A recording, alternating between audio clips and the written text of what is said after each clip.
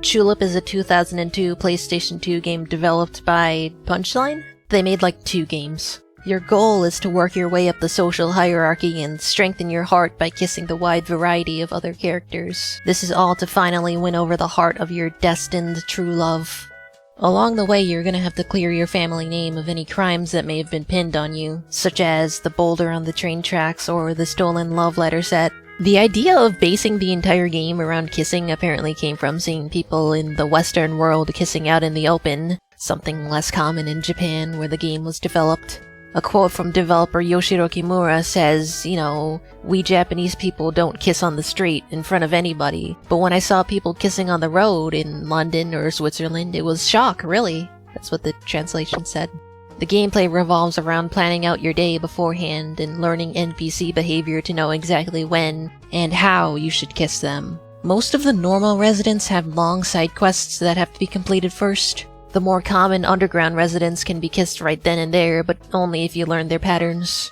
A lot of these residents are just bullshit though, but you gotta do it to increase your life, and my god, you're gonna have to do it. Sometimes you just take damage, like a lot.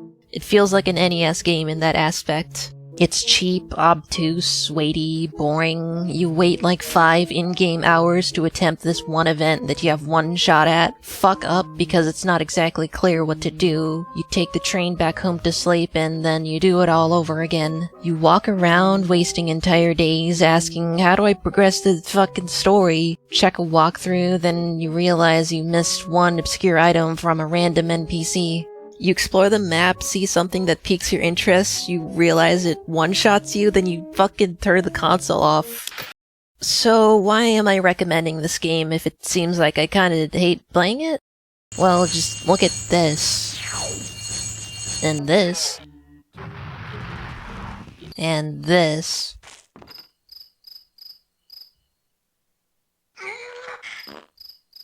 I understand that the Reggie Fils-Aimé once said, if it's not fun, why bother? But sometimes fun isn't what a game is going for. I can confidently say that this is one of the most uncanny, uncomfortable, fleshed out video game worlds I've ever explored. Every character, even every underground resident, has some unique aspect to them. There's Mr. Cheapot, who runs the antique store with his dog that's stuck in a doghouse. There's Leo, who is a green tea drinking lion that judges how you bathe. The unemployed musician Batayan, Monk Hoichi and his daughter Belle at the shrine, an alien. I didn't even mention any of the underground residents in particular. There's like 30 of them and they're all unique. Chulip covers many adult-oriented and relatable topics that you wouldn't expect from a game like it. The musician Batayan wants nothing more in life than to sing and compose, but struggles to get by unemployed. He resorts to working a job in a faraway city that makes him depressed to the point where music doesn't even make him happy. Add on to that the secret that Monk Hoichi hides from his daughter, the zombie girl in the graveyard that brews tea as a hobby. The storytelling in this game is simple but fantastically executed. I think part of the reason Chulip stands out to me is that it sits in the sweet spot between normal and abstract. The environment itself is just Japan. There's teachers, doctors, people take the train to work, and at the same time, you have shit like this.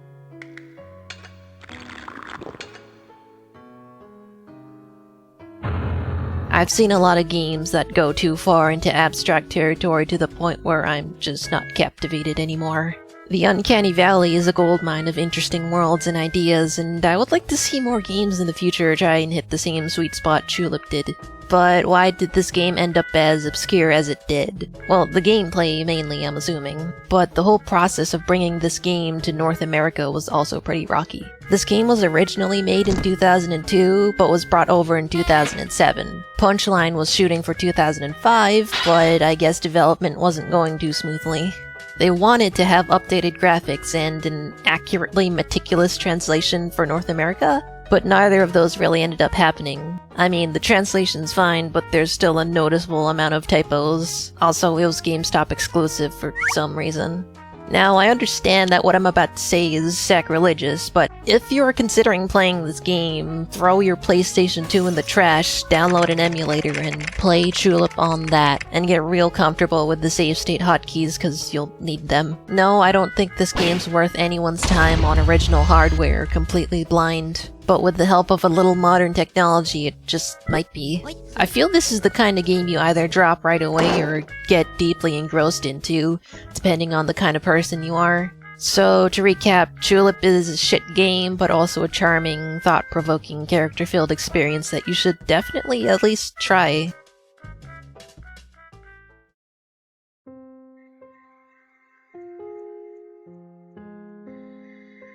Off is one of my favorite games of all time. I love it dearly.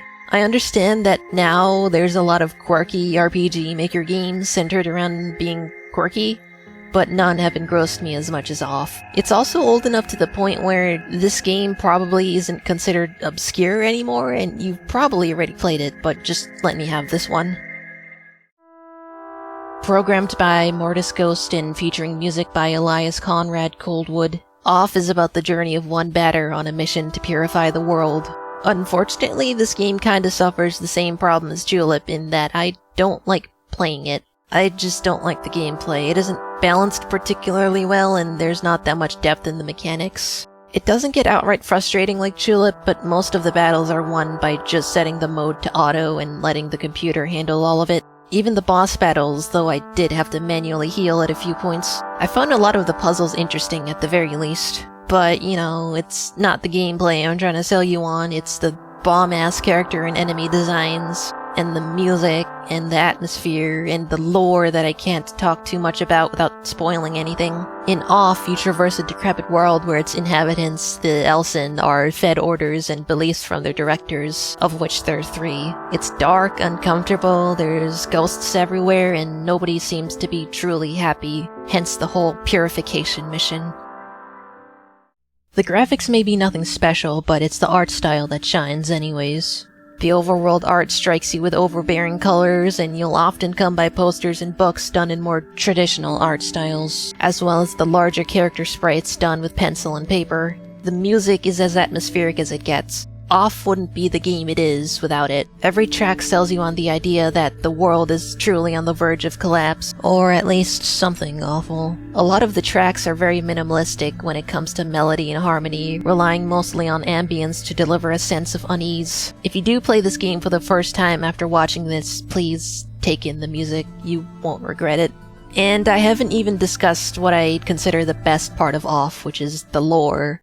I'm not even a person that generally cares about lore, but nonetheless, I was engrossed immediately. The way characters and ideas are introduced draws you in, and by the end, there's still questions left unexplored, leading to a lot of potential speculation. It's all really, really captivating. The world of Off is a mystery left partially unanswered, and I wouldn't have it any other way. If you were there when this game first surged in popularity, you probably would have noticed everyone drawing similarities between this game and Earthbound. I was reading through an interview with Mortis Ghost and was surprised to find he'd never actually played Earthbound before Off's development.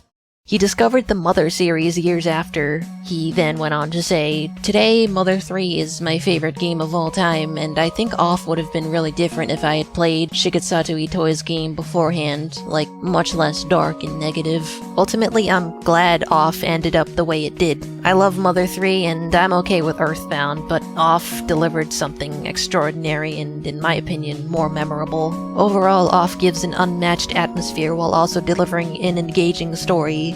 It is only partially held back by its mediocre gameplay. It's still free, so you might as well try it. If you're like me, then you've probably given Jet Set Radio a shot in the past and then dropped it because, I don't know, the controls didn't feel right, like you were on roller skates or something.